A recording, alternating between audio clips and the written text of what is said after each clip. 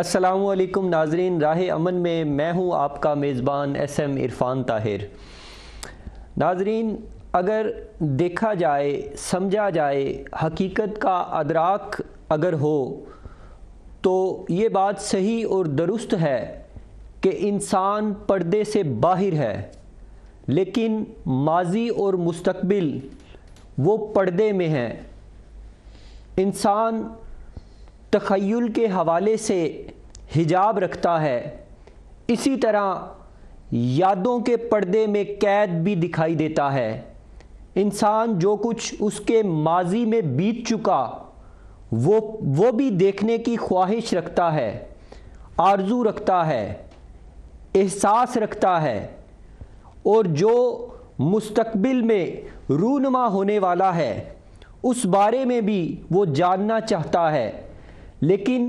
جو ماضی میں ہو چکا سو ہو چکا، جو مستقبل میں ہونے جا رہا ہے وہ ہو کر رہے گا۔ اگر انسان ماضی کو ملحوظ خاطر رکھتے ہوئے، دیکھتے ہوئے، سمجھتے ہوئے، پرکھتے ہوئے اپنے حال کو بہتر بنا لے تو مستقبل میں بھی ایک امید کی کرن دکھائی دیتی ہے۔ آج ہم کشمیر کی وادیوں کی بات کریں، ریاست جموں و کشمیر کی بات کریں تو وہاں بسنے والے انسانوں کا خون کیوں پانی سے سستا دکھائی دیتا ہے؟ امن کی بات کرنے والے انسانی حقوق کے علم بردار وہاں پر انسانیت کا ڈھنڈورا کیوں نہیں پیٹتے ہوئے دکھائی دیتے؟ کیوں سری نگر، جموں، لداخ، بلتستان اور دوسرے کشمیر کے علاقوں میں بسنے والے انسانوں کی زندگیاں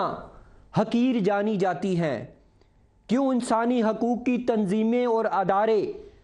اس ملک کے حوالے سے، اس وطن کے حوالے سے آواز اٹھاتے ہوئے دکھائی نہیں دیتے؟ کیا باہر سے کوئی کمی ہے یا ہمارے اندر بھی کوئی کمزوریاں پائی جاتی ہیں؟ اسی حوالے سے مسئلہ کشمیر موجودہ حالات کے تناظر میں بات کرنے کے لیے ہمارے ساتھ اسٹوڈیو میں جو شخصیات تشریف فرما ہیں میں ان کا تعارف کرواتا چلوں۔ میری دائیں جانب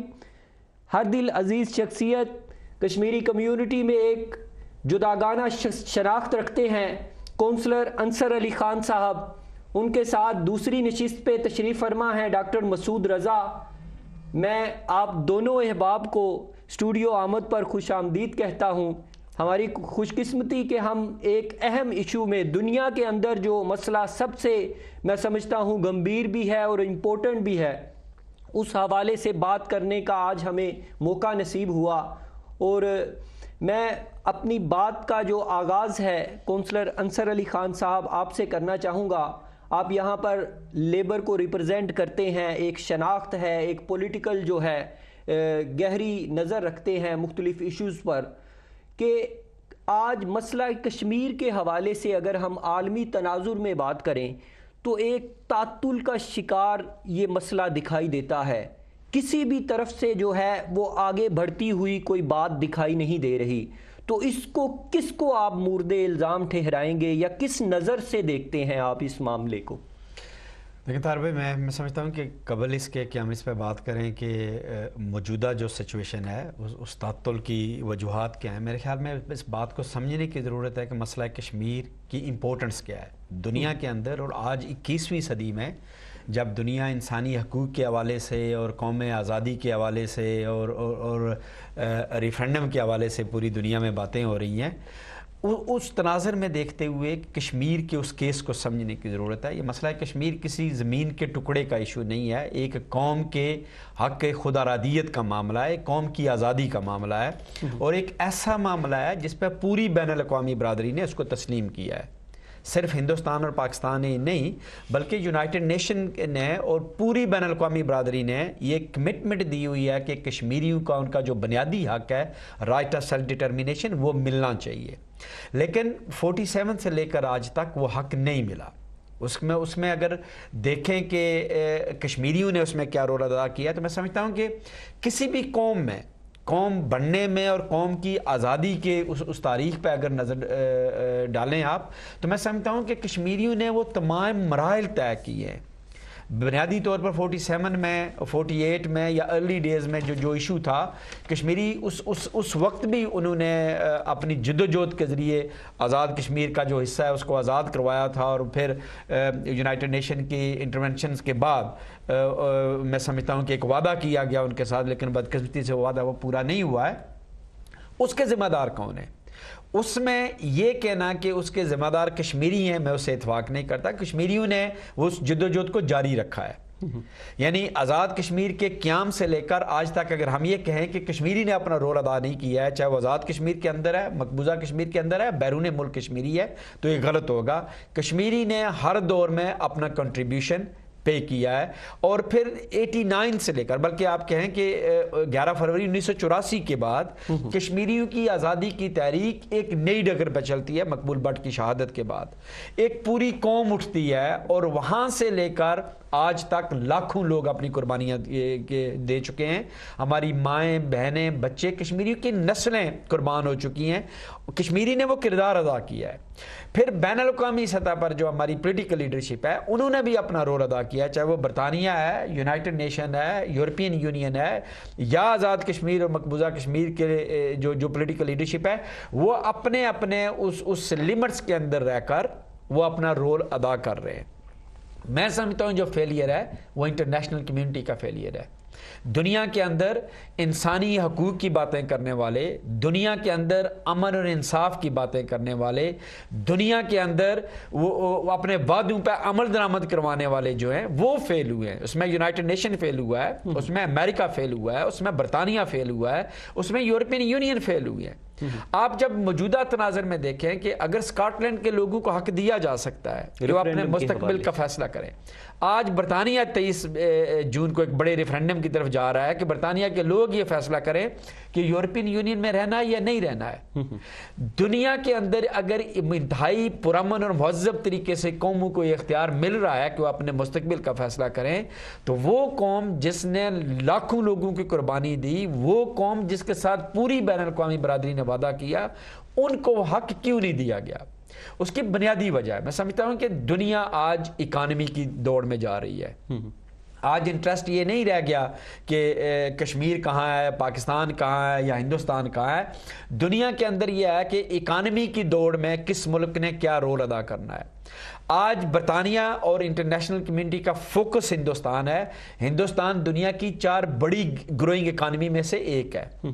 دنیا ٹریڈ کی بات کر رہی ہے, اور میں سمجھتا ہوں کہ انہیں کرنی چاہیے, اپنے ملک کے مفادات کے حوالے سے باتیں کرنی چاہیے. لیکن جہاں ہم انصاف کی بات کرتے ہیں, دنیا کے اندر برابری کی باتیں کرتے ہیں, ہمیں اس بات کو نہیں بھولنا چاہیے کہ ٹریڈ کے ساتھ ساتھ ہندوستان نے جو ظلم کیا ہے کشمیریوں پر, اور وہ جو بنیادی حق ہے جس کو سلب کیا ہے, اس کو بھی دلوانے میں ان لوگوں کو اپنا کردار ادا کرنا چاہیے تھا, جو وہ نہیں کر سکتے. یہ بڑا اہم آپ نے پہلو اجاگر کیا کہ اکانومی کی دوڑ جو موجودہ حالات کے تناظر میں اگر دیکھا جائے تو یہ سب سے بڑی بات ہے. جو رشتے ہیں وہ مضبوط بھی اسی طرح ہو رہے ہیں, انہی لوگوں کے ساتھ جو ہے وہ تعلقات جو ہیں بین الاقوامی تناظر میں بھی مضبوط کیے جا رہے ہیں کہ جو اکانومی میں سر فہرست ہیں, چائنا ہے, امریکہ ہے, برطانیہ ہے, یا دیگر جو یورپین کنٹریز ہیں. ڈاکٹر صاحب میں آپ کی طرف بڑھنا چاہوں گا کہ 1 جنوری 1948 کو بھارت جو ہے اسی معاملے کو لے کر اقوام متحدہ میں جاتا ہے. اس کے بعد کا اگر ہم جائزہ لیں تو وہاں پاکستان اور بھارت کا کردار آپ کس طرح دیکھتے ہیں مسئلہ کشمیر کے حوالے سے؟ آپ دیکھیں کہ سب سے پہلے ہمیں یہ سمجھنے کی ضرورت ہے کہ آیا کشمیریوں کو مورد الزام ٹھہرایا جاتا ہے؟ جیسا کہ انصر صاحب نے ابھی یہ بات آپ کے سامنے رکھی ہے. آپ دیکھیں کہ جب 27 اکتوبر 1948 کو بھارتی جو اس وقت گورنر جنرل تھے لارڈ ماؤنٹ بیٹن, انہوں نے بھی جو خط لکھا تھا مہاراجا کو, اس میں انہوں نے کہا تھا کہ ہماری اس پالیسی کے مطابق ہر اس ریاست کے بارے میں جس کا علاق کا مسئلہ متنازع فی ہو جائے گا, علاق کا فیصلہ اس ریاست کے عوام کریں گے. اور پھر انہوں نے جو بھارتی وزیر اعظم تھے اس وقت پنڈت لال جواہر, انہوں نے لیاقت علی خان کو بھی خط لکھا تھا اور انہوں نے کہا تھا کہ یہ صرف ہم آپ سے وعدہ نہیں کر رہے، آپ کی حکومت سے اور پاکستانی عوام سے، بلکہ پوری دنیا سے اور کشمیری لوگوں سے ہم یہ وعدہ کر رہے ہیں کہ جب یہ ہماری تھوڑا سا امن ہو جائے گا تو اس کے بعد یہ کشمیری عوام کی مرضی کے مطابق یہ مسئلہ حل کیا جائے گا۔ تو یہ دونوں فریق جو اس وقت تھے، پاکستان اور انڈیا، دونوں اس پہ متفق ہوئے تھے کہ ہم کشمیریوں کی رائے کے مطابق اس کا فیصلہ کیا جائے گا۔ اور اس کے آگے بھی آپ دیکھیں کہ انہوں نے جب اس بات پہ ایگری ہونے کے باوجود پھر شملہ معاہدہ کو دیکھ لیں، تاشقند کو دیکھ لیں، دونوں جگہ پہ وہ سیٹل نہیں کر سکے۔ اور میں سمجھتا ہوں کہ اس کی بنیادی وجہ یہ تھی کہ اس مسئلہ کے 3 فریق تھے، اور جب بھی کوئی اس طرح کا معاملہ آیا تو وہاں 2 فریق بیٹھے، پاکستان اور انڈیا، لیکن کشمیریوں کو کوئی باقاعدہ اس طرح نمائندگی نہیں دی گئی۔ اب دیکھیں کہ ہمارا ایک مسلمانوں کا جو OIC کا پلیٹ فارم ہے، وہاں بھی اگر آپ ویب سائٹ کو کھول کے دیکھیں تو وہاں کشمیریوں کو باقاعدہ کوئی نمائندگی نہیں دی گئی، بلکہ کشمیریوں کو وہ جو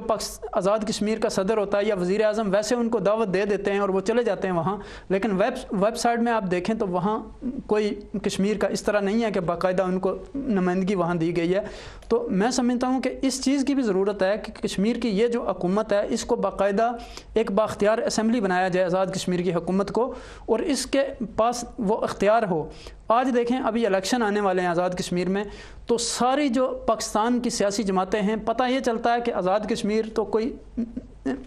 ایسا ریاست ہے ہی نہیں ہے وہاں، یا حکومت ہے ہی نہیں ہے، یعنی سارے فیصلے مسئلہ جو ہے اس کی اہمیت کو نہیں سمجھا جاتا یا اور آپ دیکھیں کہ اس کے بعد گلگت بلتستان کی طرف آپ آ جائیں تو میں سمجھتا ہوں کہ ان دونوں اسمبلیوں کی ایک باقاعدہ بااختیار حیثیت ہونی چاہیے، اور پھر ان کے گلگت بلتستان کے لوگوں کو بھی آزاد کشمیر حکومت میں ایک نمائندگی ملنی چاہیے۔ مثلا اگر پرائم منسٹر آزاد کشمیر کے علاقوں سے ہے تو صدر وہاں سے ہو سکتا ہے، یا اس طرح تو باقاعدہ ایک ساری دنیا کے سامنے میں سمجھتا ہوں کہ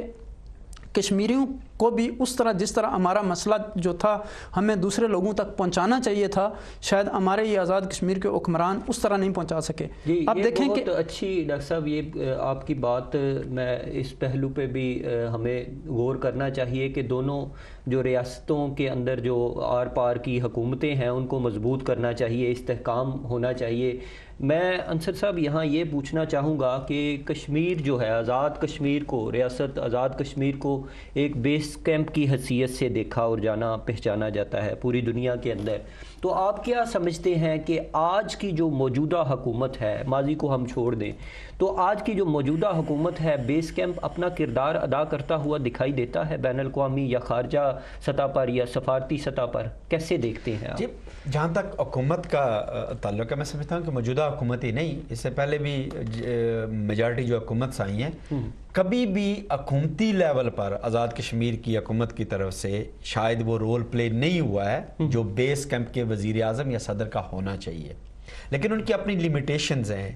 ایک تو لیمیٹیشنز ہو سکتی ہیں، دوسرا اقتدار کی کرسی سے انہیں پیار اتنا ہے کہ وہ کوئی ایسی بات نہیں کرنا چاہتے جس سے انہیں کوئی نقصان ہو یا ان کی سیاست کو کوئی نقصان ہو۔ لیکن آزاد کشمیر کے کچھ انفرادی سیاستدان ہیں جنہوں نے بین الاقوامی طور پر اپنا رول پلے کیا ہے۔ اس حوالے سے میں سمجھتا ہوں کہ کشمیری قیادت، سارے تو نہیں ہو سکتے لیکن کچھ لوگ ایسے ہیں جنہوں نے نہ صرف آزاد کشمیر کے اندر بلکہ بین الاقوامی طور پر جہاں جہاں کشمیریوں کو دستک دینی چاہیے تھی، اپنا کیس پیش کرنا چاہیے تھا، انہوں نے وہ کیا ہے۔ لیکن سوال صرف آزاد کشمیر کی قیادت کا نہیں ہے، چونکہ ہم جس ریاست کی آزادی کی بات کرتے ہیں اس میں آزاد کشمیر، مقبوضہ کشمیر اور بیرون ملک کشمیری نے اپنا کردار ادا کرنا ہے۔ اس میں شاید وہ کوارڈینیشن نہیں ہے جو ہونی چاہیے تھی ان تینوں حصے کے کشمیریوں کے درمیان۔ اور گلگت بلتستان کے حوالے سے بھی ڈاکٹر صاحب بات کر رہے تھے، گلگت بلتستان کے لوگ شاید اس طرح وہ تحریک کا حصہ نہیں ہے، انوالو نہیں ہے، ان کے اپنے مسائل ہیں، ان کی اپنی اسمبلی، اور ان کو وہ اب اپرچونٹیز ملی ہیں کہ شاید وہ بہتر طریقے سے اس خطے کی ڈیولپمنٹ اور لوگوں کی آواز کو آگے لے کے جا سکیں گے۔ لیکن جہاں تک بین الاقوامی طور پر کشمیریوں کا ایک موقف ہے جو سامنے آنا چاہیے تھا، میں سمجھتا ہوں کہ شاید کولیکٹیولی بحیثیت قوم اس میں ہم ناکام ہوئے ہیں۔ یعنی اس میں یہ بھی انصر صاحب دیکھنے کو آتا ہے کہ مختلف یعنی کہ ہم مقاصد رکھتے ہیں، مختلف جو ہیں وہ نظریات کے حامل جو ہمیں پارٹیاں یا کشمیری جو کمیونٹی ہے وہ ڈیوائیڈ، تقسیم ہوتی ہوئی دکھائی دیتی ہے اس معاملے کے اندر۔ اس کو آپ کیسے اس میں یعنی دیکھیں ایک پالیٹکس نقطے میں پہ کیسے یعنی کہ یہ منجمد ہو سکتے ہیں، کیسے ان کو نقطہ اتحاد جو ہے ایک فراہم کیا جا سکتا ہے؟ دیکھیں جی کشمیر کے اندر 3 قسم کے اسکول آف تھاٹس ہیں،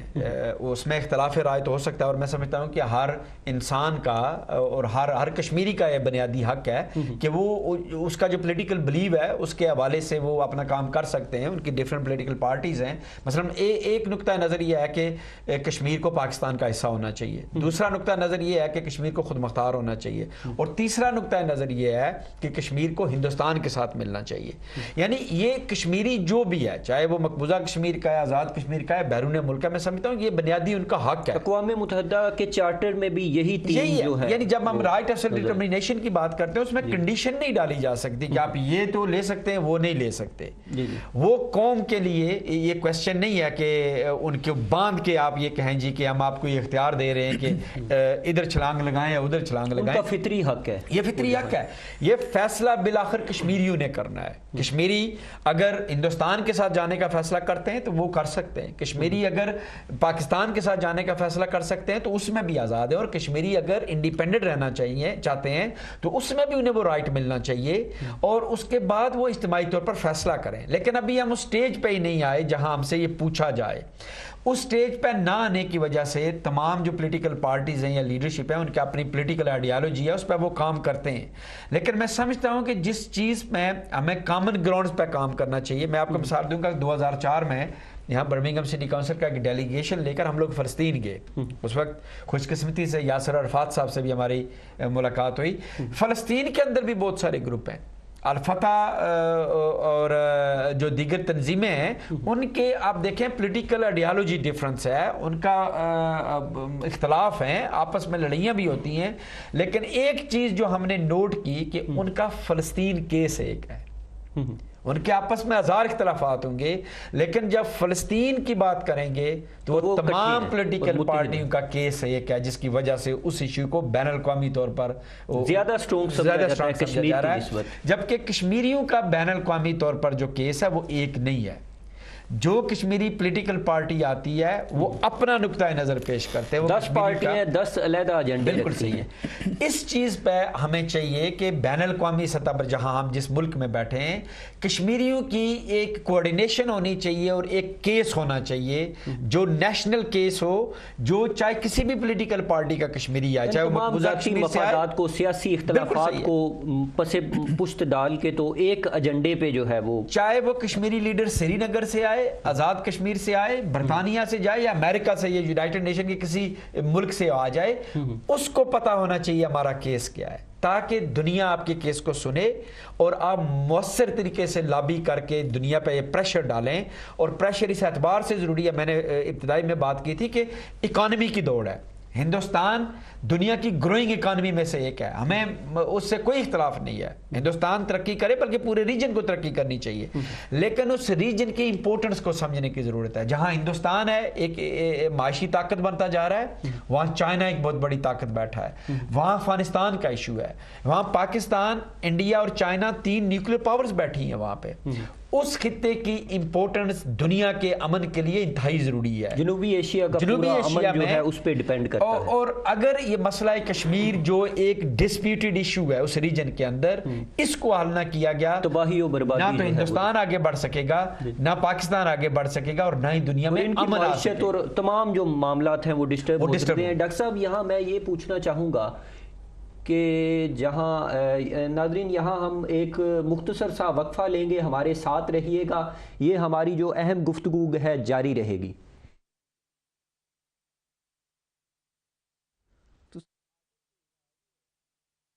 زیارت کرائی